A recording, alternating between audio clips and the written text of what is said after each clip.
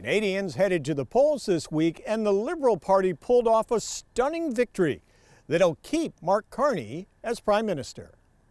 The Conservatives had been leading in the polls for months until President Trump took aim at Canada with a trade war, tariffs, and threats to annex Canada and make it the 51st state, angering and uniting voters and giving the Liberals a win.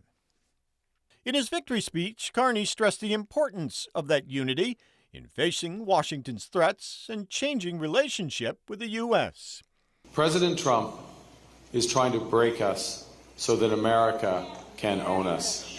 That will never, ever happen. Our old relationship with the United States, a relationship based on steadily increasing integration, is over.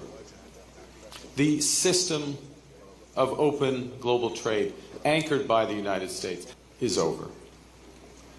These are tragedies, but it's also our new reality.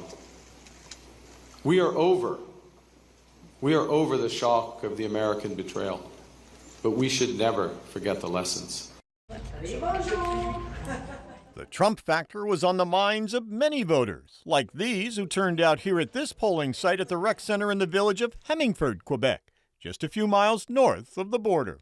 We're losing some sleep over it. It's I'm much more anxious, and he hasn't done anything. He's just posturing.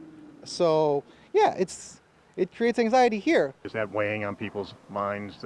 Of course it is. Of course. I mean, there's some kind of worries about what's going to happen. The tariffs, the trade war, the annexation talk, 51st state. Does that make Canadians angry?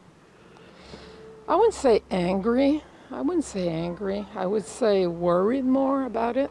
Angry, no. We're not that kind of people being angry. We like to be like a part of the free trade agreement and all that stuff. Everything has been going so good with American people. I wouldn't say people are angry. They're more worried about what's going to happen in the future. Everything that's happening right now in the world, I think it's kind of important that everybody has something to say, and that since we have the chance to say it, to take that chance now, With everything going on with the states, is that influencing you or other voters, do you think? It's influencing me where I work because we send our product to the states. So the place where you work, are you impacted by the potential trade war and tariffs? Yeah, because there's transport tariffs, and so I work in a transport company that owns 25% of the bogs in Canada. So if the states aren't buying our product, then I don't have a job. Voters just a few months ago seemed poised to give the Conservative Party and Pierre Poilievre a chance to lead after nearly 10 years of Liberal Party government. Instead, they decided to give Carney a full 4-year mandate to lead the nation, although the Liberals did fall just short of winning an outright majority and will have to once again rely on minority parties to pass legislation.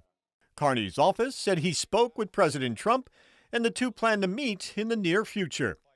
Carney has said he hopes to get to work immediately on negotiating a new trade deal.